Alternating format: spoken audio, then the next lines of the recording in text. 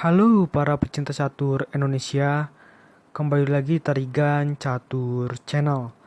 Kali ini Tarigan Catur akan menampilkan partai yang berjudul Jebakan Catur ala Niels Grendeles. Tak terbayangkan betapa frustrasinya seorang Maxime Vachier-Lagrave. Oke, mengenai informasi pertandingan lebih detail, mari kita simak dalam layar berikut. Ya, pertandingan ini tersaji dalam turnamen Tata Steel Master 2021, tepatnya pada round yang kelima, yang berlangsung pada tanggal 21 Januari 2021, sekitar pukul 20.00 waktu Indonesia Barat malam. Pertandingan ini melibatkan pertarungan antara Grandmaster asal Swedia berperingkat 78 dunia yaitu Niels Grendeles menghadapi perlawanan Grandmaster asal Prancis berperingkat 5 dunia, yaitu Maxime Vachier-Lagrave. Tanpa berlama-lama, langsung saja kita masuk papan untuk melihat sengitnya pertarungan antara kedua pemain. Di sini, Niels Grendeles menggunakan catur buah putih dengan rating VD 2663 menghadapi perlawanan Maxime Vachier-Lagrave yang menggunakan catur buah hitam dengan rating VD 2784. Di sini, Grendeles memulai permainan dengan pion E4 dan dibalas pion C5 oleh Maxime Vachier-Lagrave yang merupakan pembukaan pertahanan Sisilia. Kuda F3, pion D6, pion menuju petak D4 mengajak pertukaran pion di petak pusat oleh Niels Grendeles, dan seperti balasan pada umumnya, MVL memilih langkah menerima ya dengan pion C pukul D4, kuda pukul pion di petak D4, kuda F6 dengan tempo ancam pion, kuda C3 melindungi pion, lalu pion A6. Ini adalah variasi Natsdorf yang merupakan variasi yang paling sering dimainkan dalam pembukaan pertahanan Sisilia. Gajah menuju petak G5 dengan tempo ancam kuda. Namun di sini karena MVL tidak ingin pionnya tumpuk, maka dilakukan langkah pion menuju petak E6. Pion F4 langsung agresif dari seorang Niels Grendeles. Walaupun di sini pertahanan sep rajanya menjadi lemah, namun langkah ini ditujukan untuk memperlemah juga pertahanan sep raja dari Maxime Vachier-Lagrave. Jadi ini akan menjadi sangat seru. Persaingan untuk sama-sama memperlemah pertahanan sep raja lawan, padahal pertahanan sep sendiri juga masih terbuka. Dan di sini langkah yang dilakukan oleh MVL adalah menteri menuju petak B6, memanfaatkan kosongnya lajur petak diagonal A7 hingga G1. Ini bisa mencegah dari Niels Grendeles untuk melakukan rokade, dan juga di sisi lain mengancam pion putih di petak B2. Jadi karena begitu banyaknya ancaman yang dilakukan oleh MVL terhadap pertahanan dari Niels Grendeles, maka Niels Grendeles memilih untuk tidak menyelamatkan pionnya, melainkan dengan menteri menuju petak D2. Langsung saja, menteri pukul pion di petak B2, ancam benteng, dan benteng menuju petak B1 dengan tempo ancam balik menteri hitam. Menteri mundur ke petak A3, pion F5. Jadi ini adalah langkah agresif ini ditujukan agar putih secepat-cepatnya menghilangkan pionnya yang di lajur F. Tujuannya adalah agar menteri, benteng, dan perwira-perwira dari Niels Grendeles lainnya akan siap sedia untuk langsung menyerang ke pertahanan dari MVL, terutama di titik ini ya. Ini yang diincar. Oleh karena itu, di sini MVL mencoba untuk bertahan dengan gajah menuju petak E7, pion F pukul E6, gajah pukul pion di petak E6, kuda pukul gajah di petak E6, pion pukul kuda di petak E6, dan gajah menuju petak C4 mengancam pion. Di sini MVL memilih untuk tidak menyelamatkan pionnya. Kita coba apa yang terjadi apabila mencoba untuk menyelamatkan pionnya. Dengan langkah paling realistis adalah pion menuju petak D5. Maka akan terjadi pertukaran banyak pion, banyak perwira, hingga buah tinggal sedikit ya.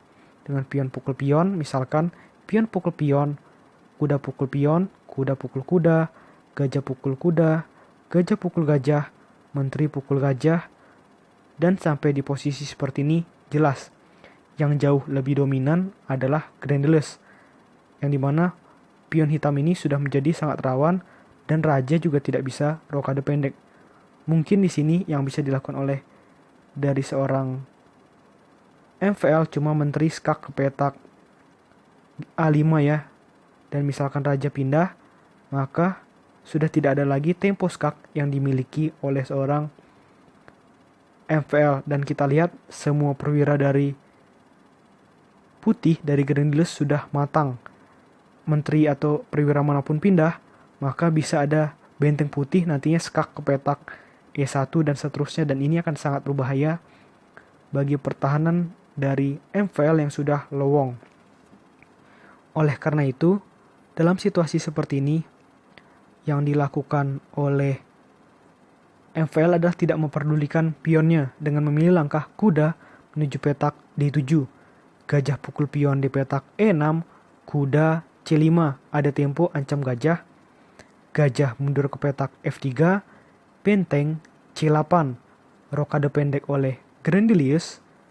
Kuda pukul gajah di petak B3, dan benteng pukul kuda di petak B3, menteri skak di petak C5, gajah menutup ke petak E3 dan dengan tempo ancam balik menteri hitam.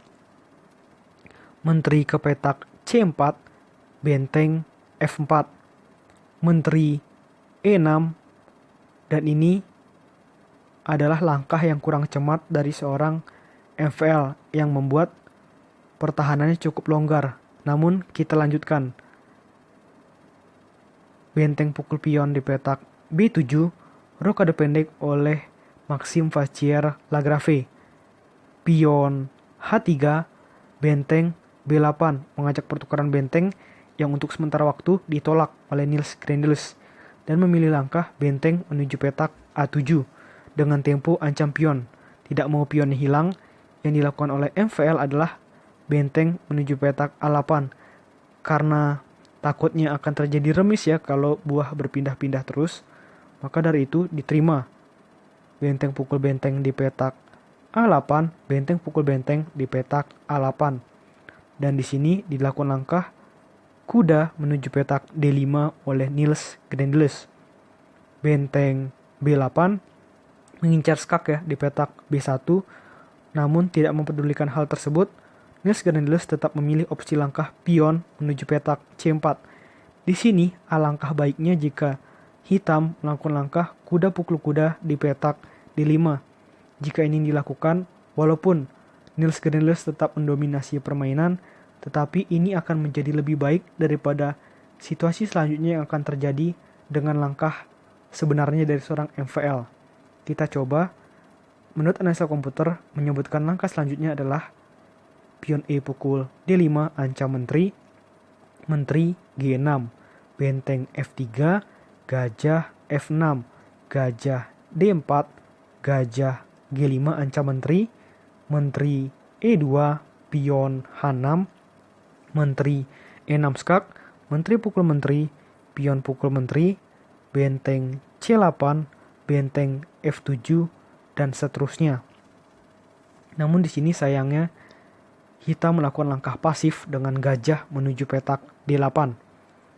Menteri F2, kuda D7, gajah D4, gajah G5 ancam benteng, benteng ke petak F5, gajah H6, raja H2, benteng C8, menteri G3, dan di sini sayangnya langkah kurang akurat dilakukan oleh MVL dengan pion menuju petak G6.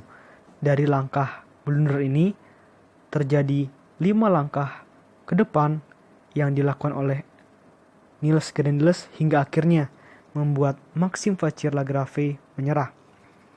Langkah pertama yang dilakukan oleh Niels Grendeles di posisi seperti ini adalah dengan menteri menuju petak H4.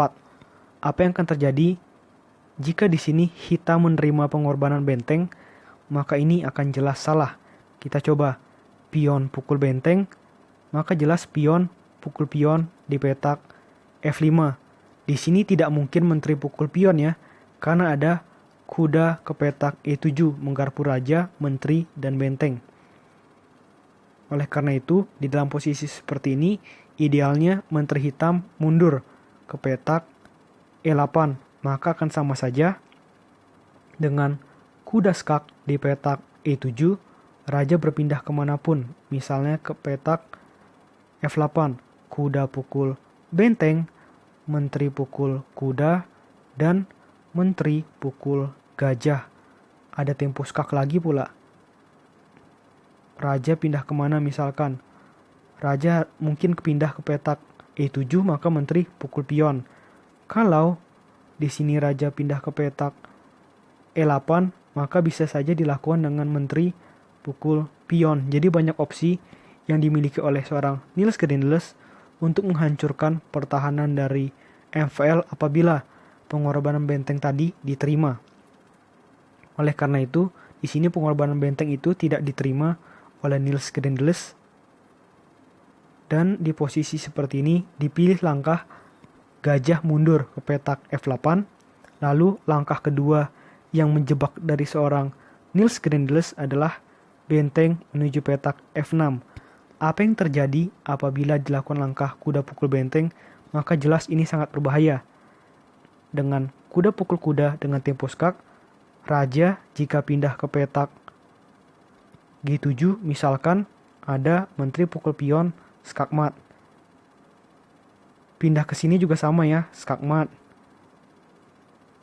Jika pindah ke sini bisa menteri pukul pion skak, gajah menutup, maka kuda menuju petak G4. Maka kita lihat di sini gajah hitam akan hilang jika dilakukan langkah benteng menuju petak G8 untuk melindungi gajah, maka ada kuda menuju petak H6.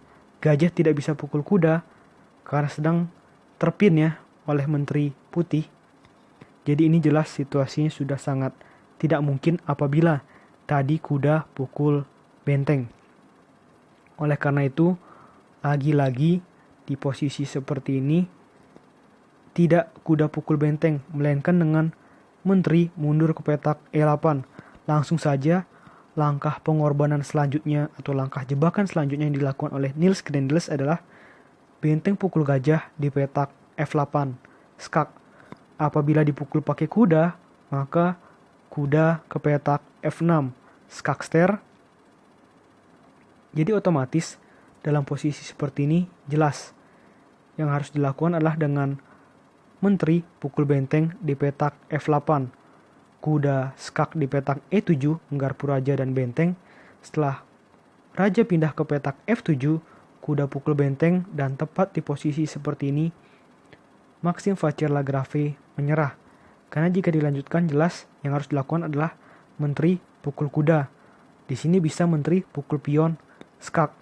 Raja tidak mungkin pindah ke sini karena jika di skak raja pindah maka hilang menterinya. Oleh karena itu, dalam posisi seperti ini, yang terbaik bagi seorang Maxime Vachier-Lagrave adalah dengan raja mundur. Namun sama saja, yang akan dilakukan adalah menteri pukul pion skak, jadi terus memaksimalkan tempo skak. Raja misalkan pindah ke petak E7, menteri ke petak G7, skak terus pokoknya ya. Raja menuju petak E6 dan bisa seterusnya. Kita lihat dalam situasi seperti ini, kita lihat tidak mungkin ada kesempatan menang bagi seorang Maxime Vachier-Lagrave ataupun remis sekalipun, karena putih masih memiliki 5 pion sedangkan hitam cuma 2 pion dengan jumlah perwira yang kurang lebih sama. Jadi jelas ini situasinya akan kalah bagi seorang Maxime Vachier-Lagrave apabila laga dilanjutkan. Oleh karena itu, sebelum ini terjadi, MVL memutuskan untuk menyerah. Oke, menurut Tarigan Catur, video kali ini cukup. Nantikan video-video selanjutnya tetap di Tarigan Catur Channel.